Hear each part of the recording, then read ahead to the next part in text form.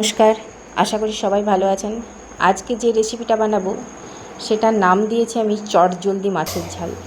আপনারা এভাবে কখনো মাছের ঝাল বানিয়েছেন কি না কমেন্ট করে জানাবেন তো।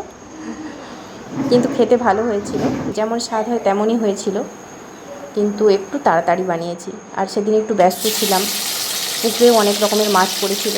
আর পুকুরে জাল দিলেই তো জানেন, মাছ কাটতে হবে, ধুতে হবে, লবণ মাখাতে হবে, হলুদ মাখাতে হবে, কিন্তু আর বাজার থেকে কিনে আনলে কেটেই আনে, তাও শুধু ধুলেই হয়ে যায়, আর বেশি কিছু ছাড়তে হয় না। অনেক রকমের মাছও পড়েছিল, একটা তেলেপিয়া, বাটা, রুই আর কয়েকটা মৌরলা মাছ, সব দিয়ে মাছের ঝালটা বানাবো। আর ব্যস্ততার কারণ হচ্ছে আমরা তো প্রত্যেকেরই বাবা মা বাচ্চাদের ওপর নিজেদের ইচ্ছেগুলোকে চাপিয়ে দিই, আর কিন্তু সেগুলোর পেছনে ঠিকঠাকভাবে টাইম দিয়ে উঠতে পারি না। তাই বাচ্চারাও সেগুলোতে ভালো রেজাল্ট করে না, কিন্তু আমরা বাচ্চাদের ওপরেই চোটপাট করি, সে আপনারাই কেন আর আমরাও কেন। তাই বাচ্চাদেরকে ওগুলোর পেছনে একটু টাইম দেবো বলেই আজকে চটজলদি তাড়াতাড়ি করে মাছের ঝালটা বানিয়ে নিচ্ছি। আর আদা, রসুন, পেঁয়াজ এগুলোকে আলাদা আলাদা করে বাটছি না। আর আমরা তো এখন অলস হয়েই গেছি, তো শিলনোড়া তো বাদই দিয়ে দিয়েছি, মিক্সিতেই পেস্ট করি। তাই সব কিছু একসাথে দিয়ে পেস্ট বানিয়ে দেখা যাক মাছের ঝালটা কেমন লাগে। পেস্ট বানানো হয়ে গেছে, এদিকে মৌরলা মাছটাও ভাজা চলছে।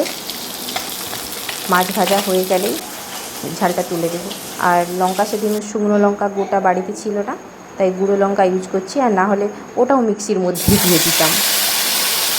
ওই তেলের মধ্যেই মশলাটা দিয়ে দিচ্ছি। এবার মশলা থেকে তেল ছাড়লেই জলটা অ্যাড করে দেবো।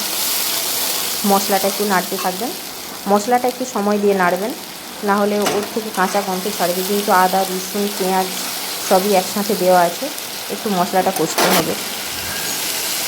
লঙ্কা গুঁড়ো, হলুদ গুঁড়ো আর লবণ পরিমাণ মতো সবই দিয়ে দিচ্ছি।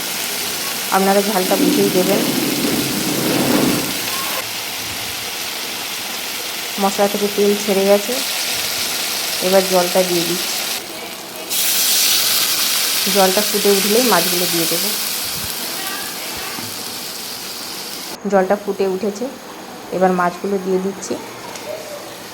এভাবে মাছের ঝাল বানিয়ে দেখবেন কিন্তু বাড়িতে, কথা দিচ্ছি ভালো লাগবেই। ভালো থাকবেন, ওয়েদার খারাপ,